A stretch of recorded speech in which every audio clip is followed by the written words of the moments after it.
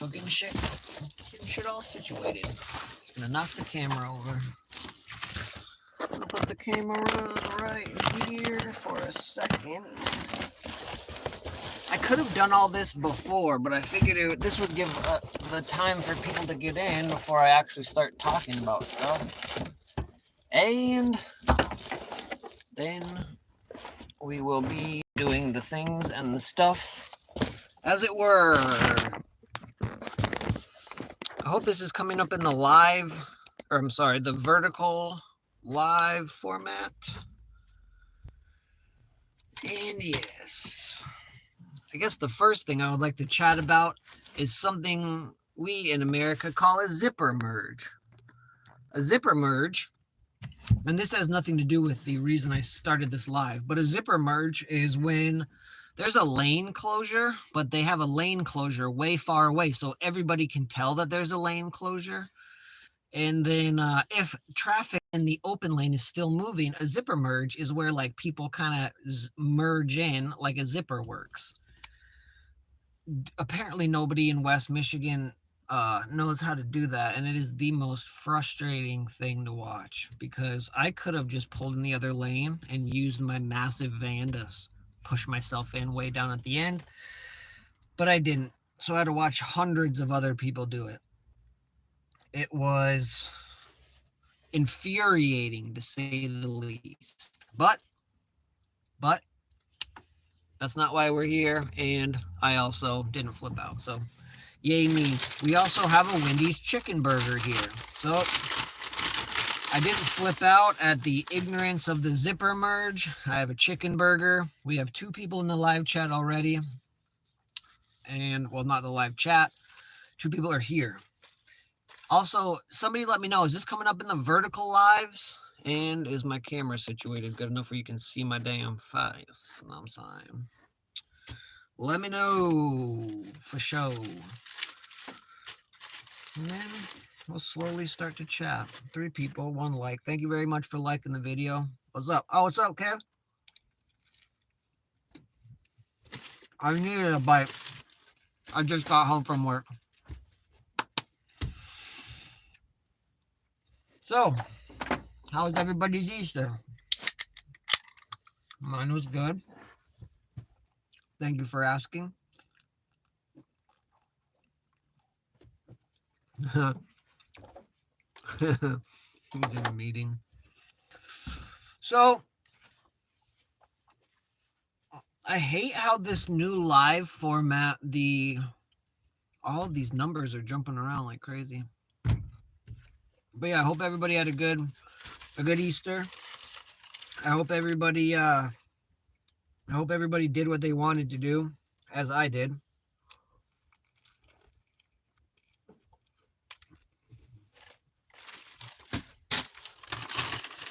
Sorry, I'm done. Believe me, I'm done. Welcome, everyone. And once again, thank you very much for tuning in. I don't know how many people use Windfinder. This is only for lake surfers right now. If you're here watching and you're not a lake surfer, stay watching. But most of the information, all of the information, is going to be lake surfer specific.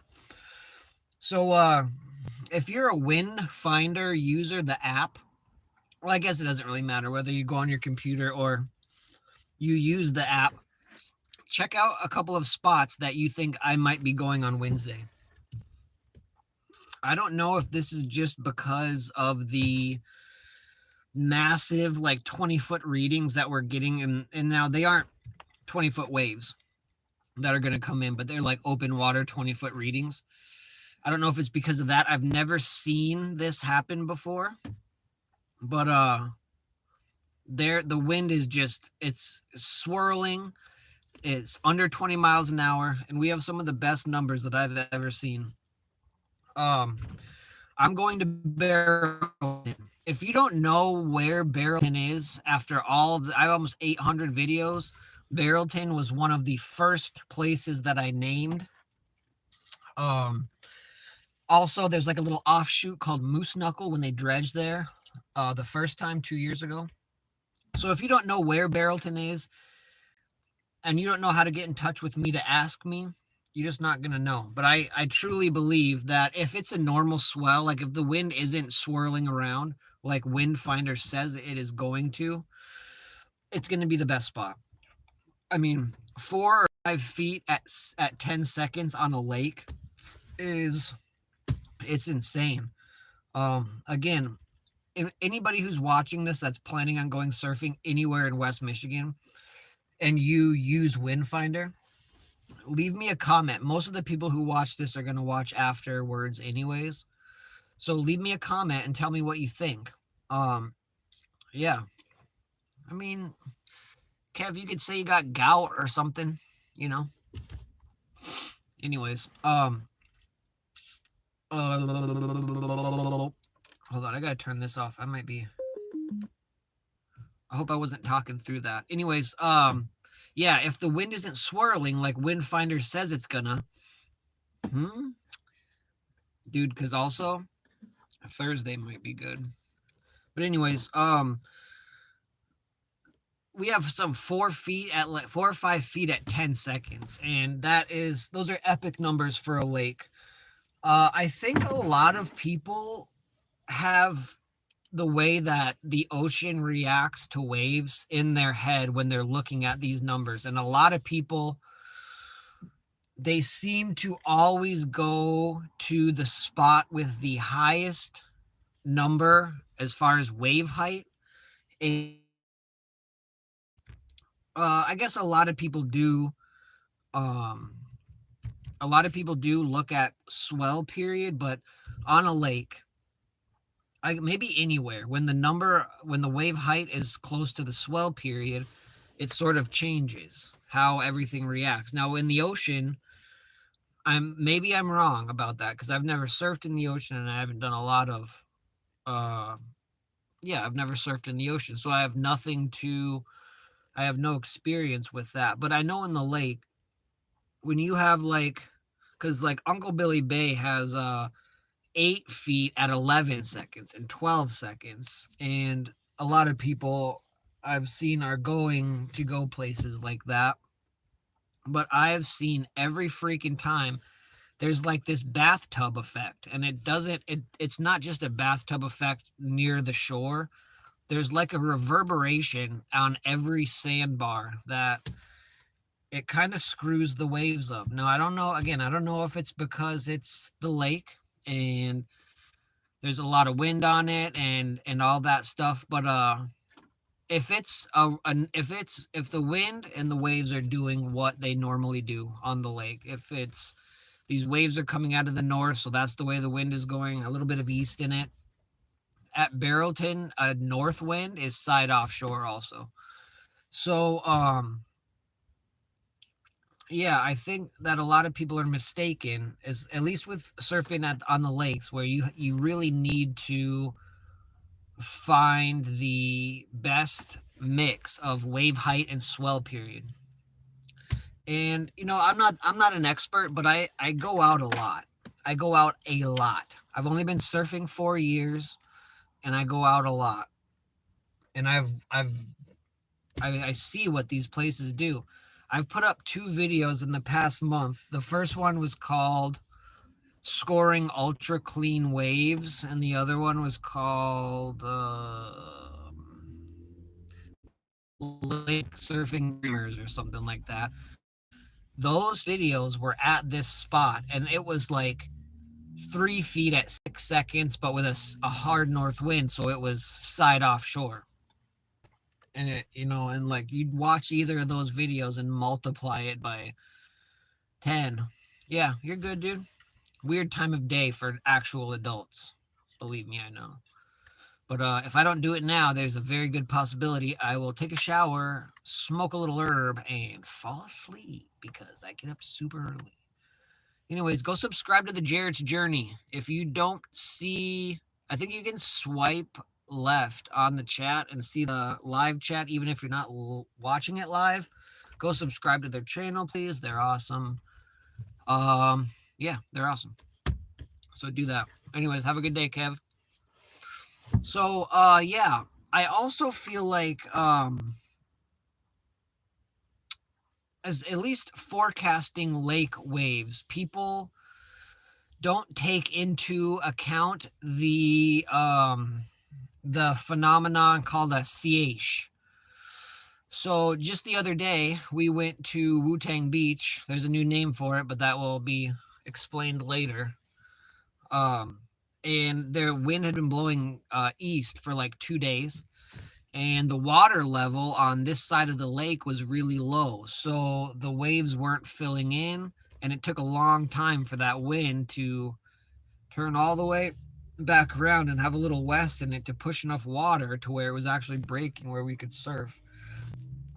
And that's something that I haven't thought about. However, with a wind like this, it happens so much quicker, and it just changes spots. So, like up on the northern reaches, the water is going to be lower than normal. But as you get farther down, and pay attention to the Michigan coastline too, because when the wind comes out of the north, there's a point where it stops being side shore and starts being a little bit more onshore. And some of those spots are spots that people like to go to on a big north wind.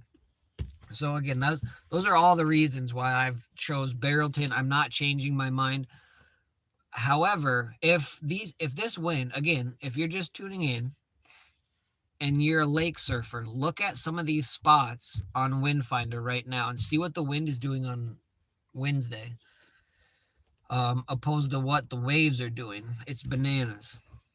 I think it's a glitch in the forecasting app because the waves and everything are so big. I think it's doing something weird. I don't know. But yeah, like I said, all of those reasons factor into why I'm going where I'm going. I feel like honestly, we worked a little bit today. Well, no, not a little bit. I worked almost 8 hours today. But tomorrow, I don't think we're going to work at all. I'm going to eat an exorbitant amount of food today.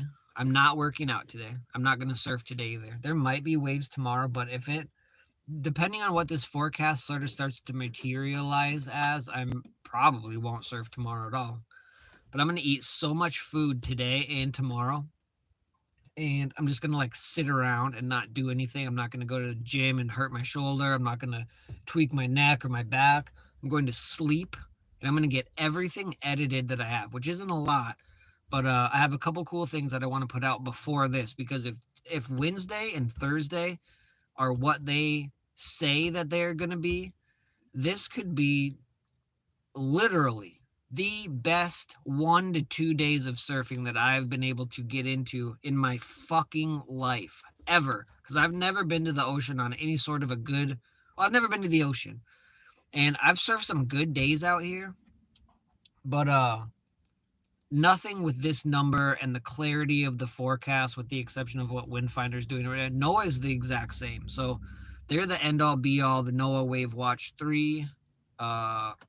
Just Google that if you don't know what it is. But yeah, so I mean, short of Windfinder being correct, which I don't believe it. I think it's a glitch. I'm ready to go. Like, I've got a plan. I don't know if anyone's going to be able to come out and surf with me. The Shred Bros are on a freaking surf trip to Colorado.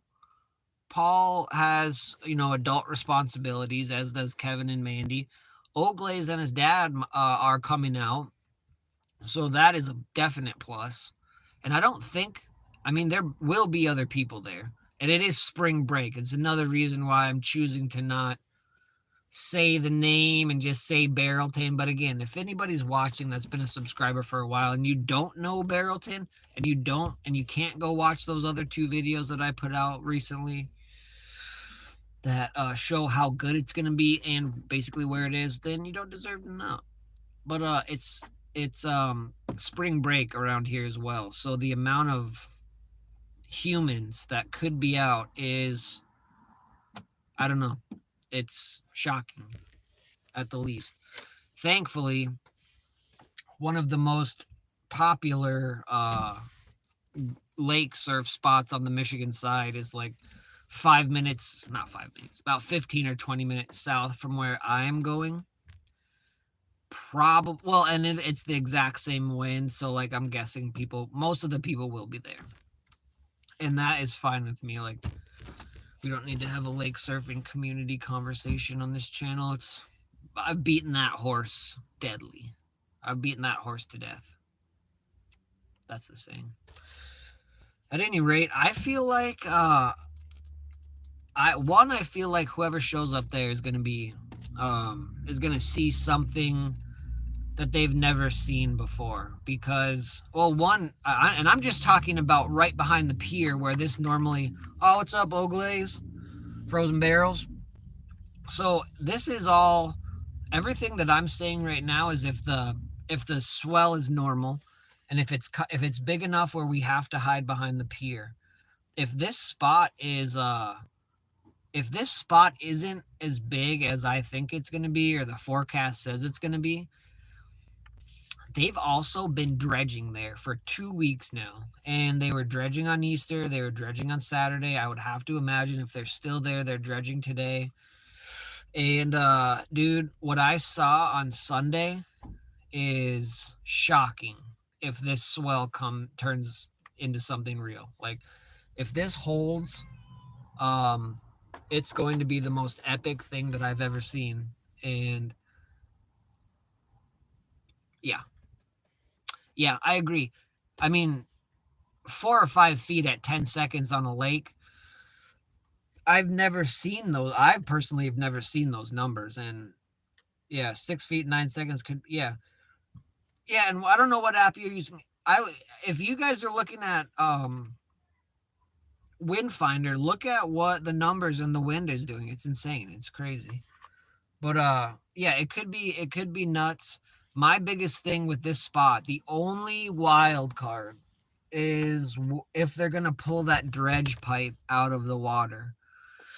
Because if they don't, that's a massive thing, and they have buoys on it and everything, but if there's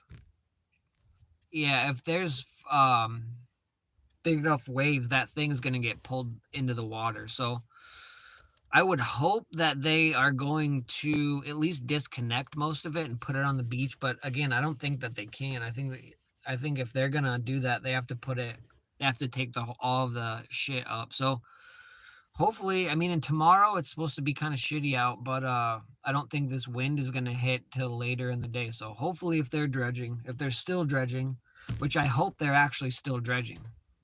Because the more that they dredge, the longer it'll last. But they have put a metric shit ton of sand on that beach. And again, they were dredging on Sunday, so it should be epic. And I hope it turns out like I said. Like I hope that wind finder isn't right. And even if the wind is like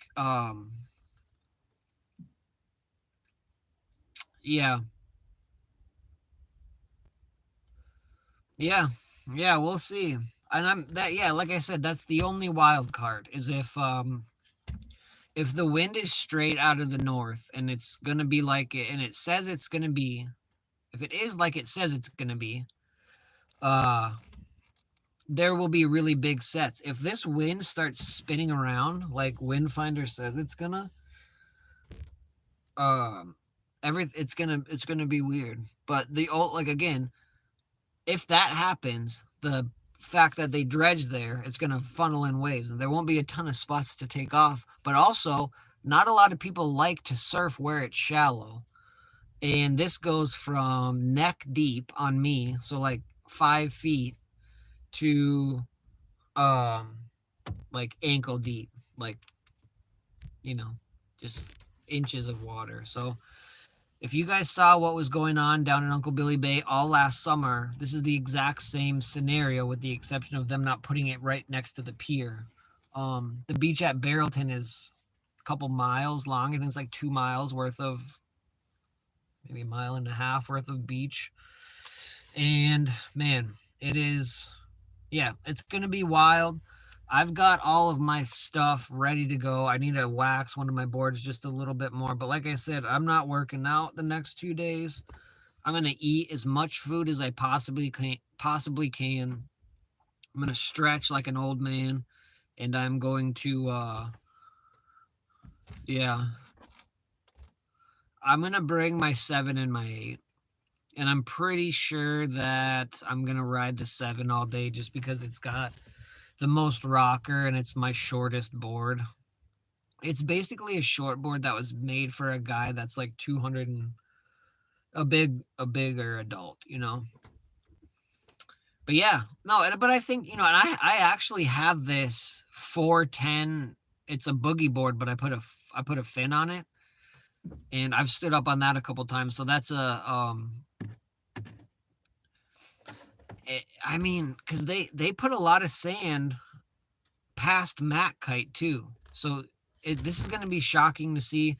And in all honesty, when I was looking at the forecast for tomorrow too, even though it's going to be rainy most of the day and I probably won't surf, I'm going to go up there and just see.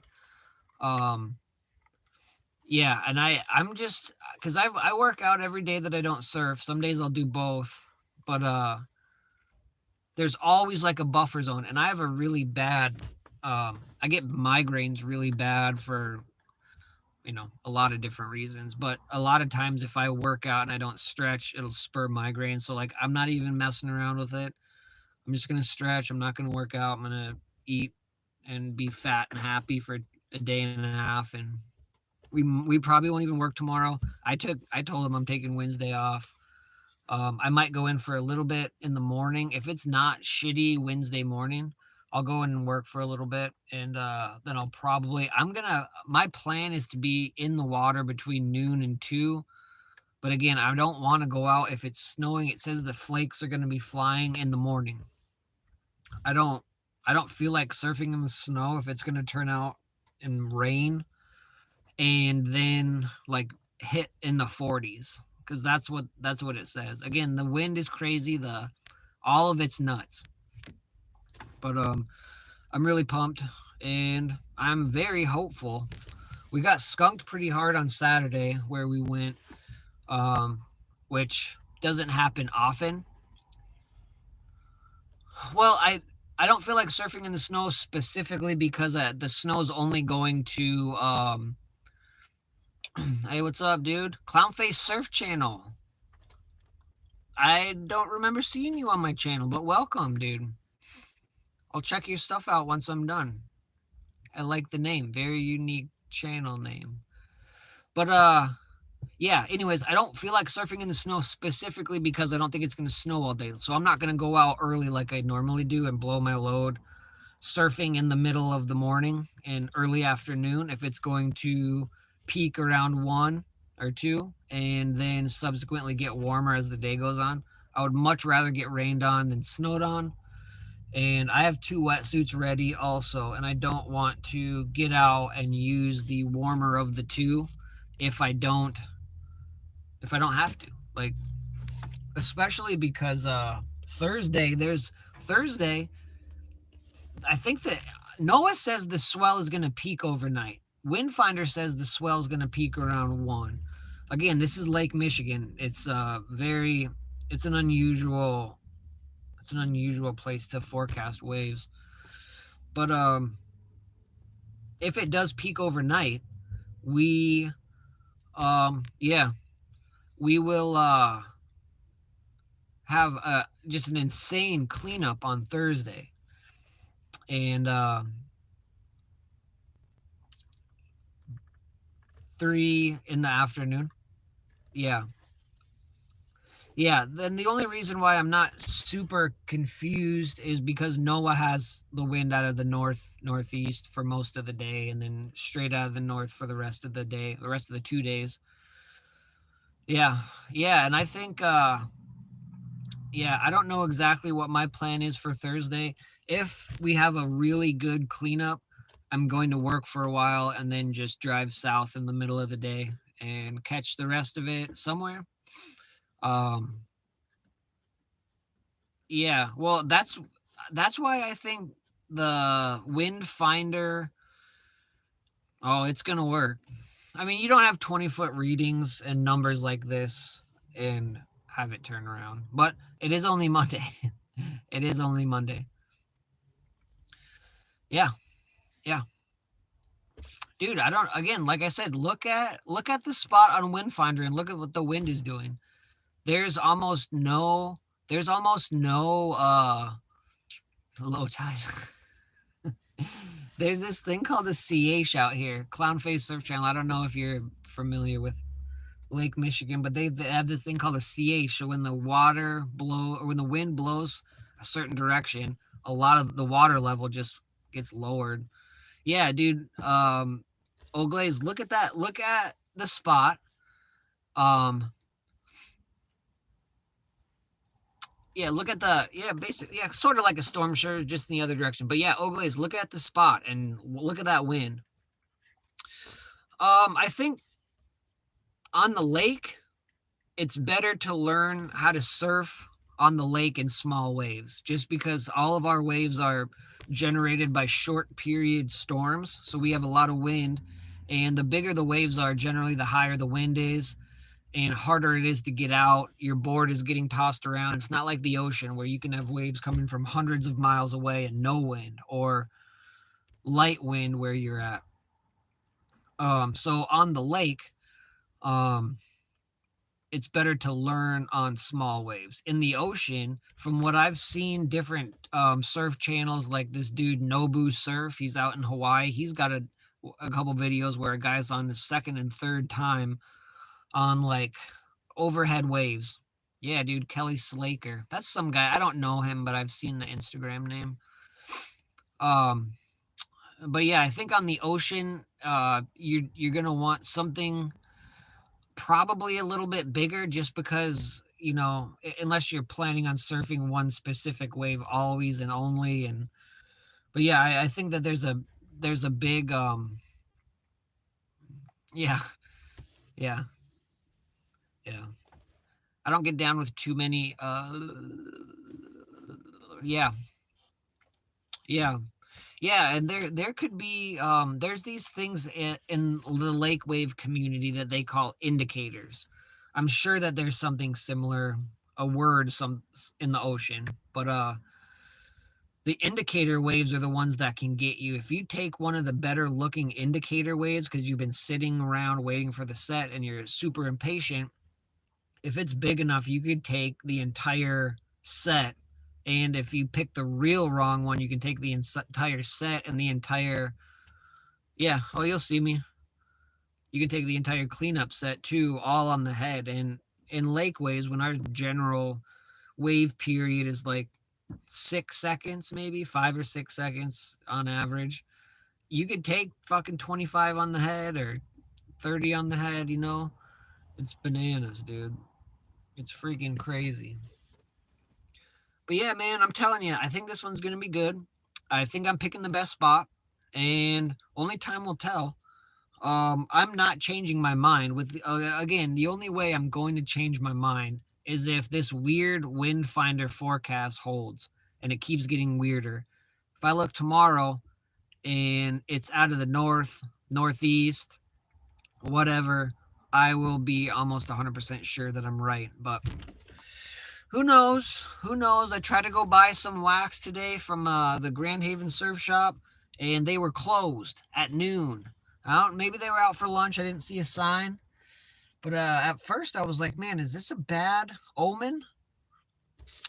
But I don't need any wax, so I was just going to go in there and, make sure that they remembered I had a YouTube channel. And that dude is actually really cool that runs that surf shop. He always gives me a free, if I ever buy 1 bar of wax, he tries to give it to me for free. So the last time he did it again, tried to give it to me for free, but I paid for it and I gave him $10 for coffee. So I hope I earned a little nice one there. I don't need free wax, but the guy is really nice. So you should go there, buy some shit from him. And if Richard shows up at Barrelton, I don't know. I think if I ever encounter Richard again, I think I'm gonna make sure that doesn't happen. Cause yeah, again,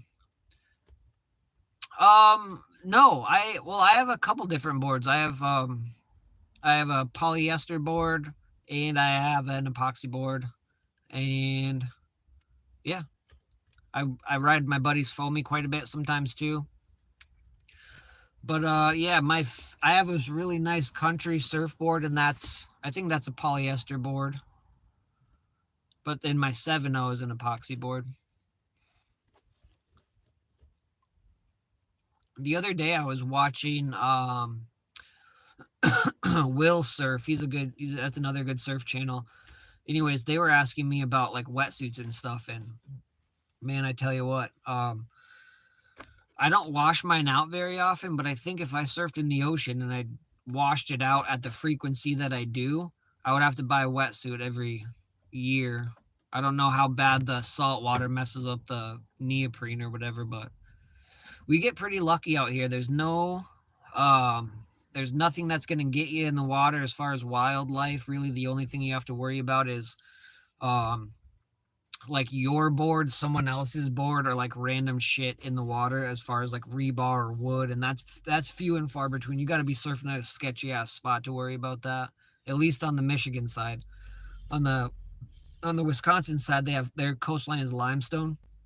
Same with the UP and most of Huron. The lower end of Huron is sand. But we're pretty lucky out here.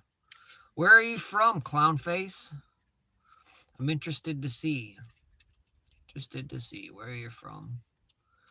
And did you find this live? Maryland. That's sick. I got a buddy that surfs up in Rhode Island. They have big great white sharks up there. I've never surfed in the ocean, but I really feel like my first ocean experiences will be on the East Coast. Somewhere over there. I don't know. I don't know exactly where it'll be, but yeah, it looks like the waves are pretty similar when they're regular. Yeah, dude, I've seen some fun waves in Nova Scotia.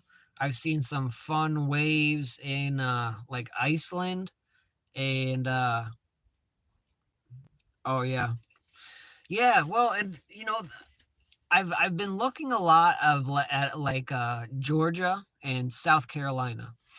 And it just seems like you, if you do a lot of looking, and especially if you're coming from the lake, where on the best day, like what this live is about, I'm talking about 5 feet at 10 seconds on a lake. All right. So, and with the size of the swell, we might get 5 feet at 10 seconds. It might be about head high.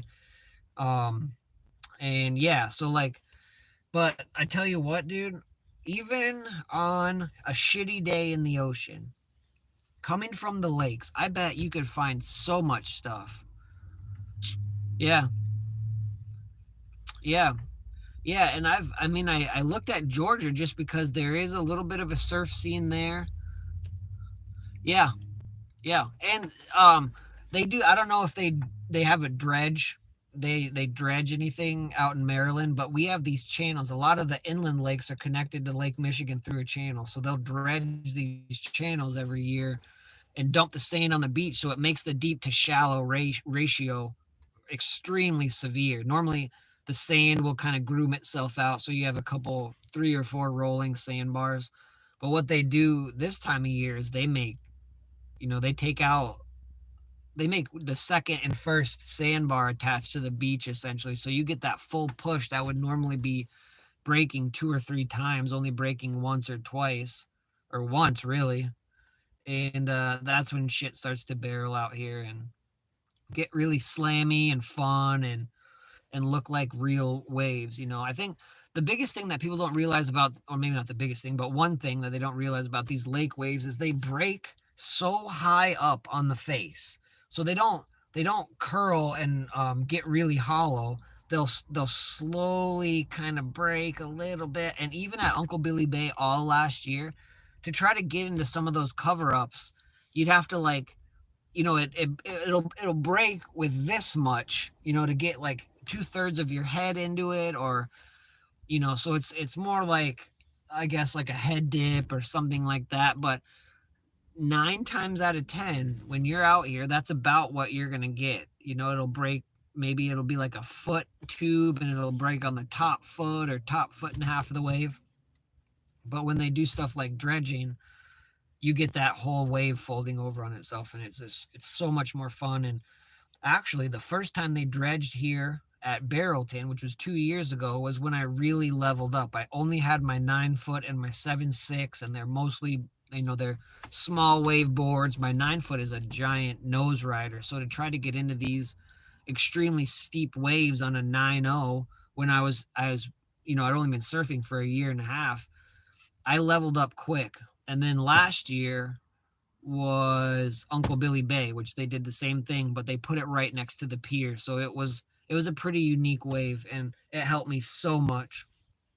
But this year and the next 2 days, I think are going to be the best surfing conditions that I've ever been involved in. So I'm super pumped. And yeah, I don't know if I'm going to talk you guys' ear off anymore. If anybody has any more weird questions about surfing the lake,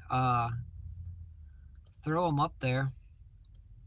Otherwise, subscribe to the channel. That way you can ask me whenever the fuck you want, And also, we got Frozen Barrels. He was in the chat a minute ago. He's a surfer out here. We got it just depends. If you're a brand new surfer, I would suggest an 8-foot board. Whether you're more comfortable with an 8-foot foamy, then go with the foamy. I would say specifically just get a hard board. If you're planning on learning, and if you want to surf all year, if you're going to spend the money on a 6'5" wetsuit, if you're going to spend the money on boots and gloves and all of the things that it takes to surf safely and comfortably in the winter, just buy a hard board. Like, the foamies are worth it, and foamies are necessary. In the sense, like, if you're going to be a weekend surfer, if you just want to surf every once in a while and have a good time, don't really care about progressing or learning how to do turns or trimming down the face, just get a foamy, call it good, no sweat. But if you want to learn and progress at all, yeah, well, it depends on the kind of suit you have, because all wetsuits are not created equal. I have some friends that surf in 5.3s most of the year, if not the whole year. And I have a 6.54 that, even brand new, was subpar. So you get what you pay for. If you have a 5.4 Patagonia, you could probably be in the lake almost all year, with the exception of the coldest days. But if you have a 6.5 with boots and gloves and stuff, and it's a nice 6.5, you're good. I go through stuff pretty quickly. I've found that Vizsla hangs on better than XL, and I feel like Visla's a little bit cheaper too. But that's just me. Again, my shit stays wet for days and days and days, and that's even with drying it out as much as I can before I surf again every single day. So that could be it. Plus, I do take my gloves off more than the average person when I'm fucking with the GoPro and taking it on and changing GoPros. And last year, while Bear was still alive, I would get out of the water a lot and and deal with him and let him out and walk him, and I'd take my gloves off for that and stuff like that. So I am in and out of my suit quite a bit, a lot more than most. But yeah, you get a nice suit and you get a nice suit. But yeah.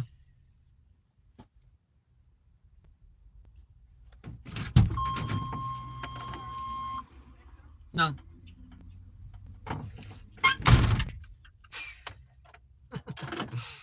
Yeah. Anyways. Yeah. So yeah, dude. The 3.2 would work. If it's a 3.2 hooded suit and you don't have any holes in it, it might be a smidgen chilly right now, but you could probably make it work with the sun's out. The sun is the game changer, dude. If the sun's out, it doesn't really, if the sun's out, I get hot sometimes out there, especially this time of year. But again, I have one suit that is a lot better than the other. Hey, see you, dude. I'm going to check your channel out. I appreciate you stopping by, buddy. Thank you. But yeah, I think that's it for now. But yeah, dude, stay tuned, everybody. The next couple days are going to be epic. I've got some content. I'm going to drop a video today. I'm going to, I probably won't drop one tomorrow, but I have a lot of really epic videos to turn into shorts. And I've kind of been waiting to get through all of the shorts that I've already made before I did that. So we have a lot of new stuff, a little bit of a new look coming as well.